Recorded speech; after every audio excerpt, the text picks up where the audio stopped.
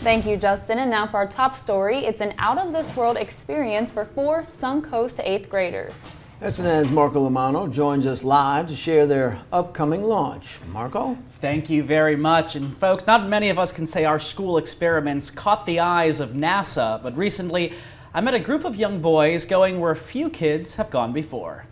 Last year, as a group of Pineview students considered the needs of the astronauts on the International Space Station, they wondered, is the water clean up there? On the ISS, right, humans anywhere will need water, and especially in space, that's a little harder to obtain. So 8th graders Rugen Suresh, Rishik Yalu, Yash Kakad, and Felix Ratner pitched an experiment. I got 1.026. It involved microalgae. Microalgae has been able to be grown on the ISS before. Microalgae is also emerging as a literal green solution for water treatment on Earth. We're testing how effectively the microalgae Chlorella vulgaris will remove phosphorus and nitrogen from wastewater. The goal is simple. If the wastewater can be filtered in microgravity, then the nutrients this microalgae is removing would also help the microalgae grow. A perfect cycle to sustain life support systems in long space missions. We have the same experiment on the ground, and we're going to test that to see, really just as a control, to see the difference between on space and on the ground. And this isn't a pie in the sky or in space idea.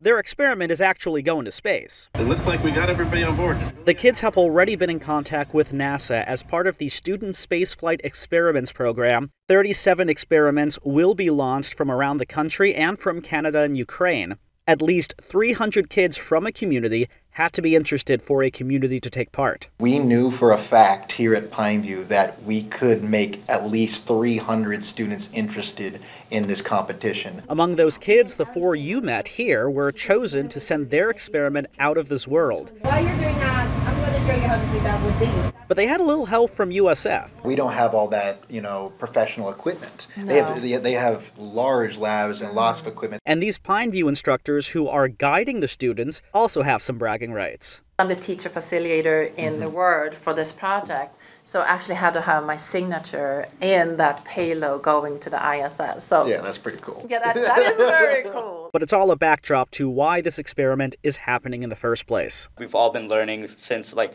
kindergarten, wow, this wonderful world, and we actually get to send something up there. It is truly an incredible opportunity that we've been provided by Pineview.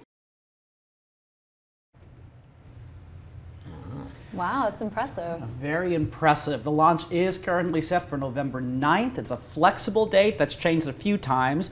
So the students and faculty have had to be flexible as well so they can make the launch. In fact, when I saw them last week, the launch was set for tomorrow.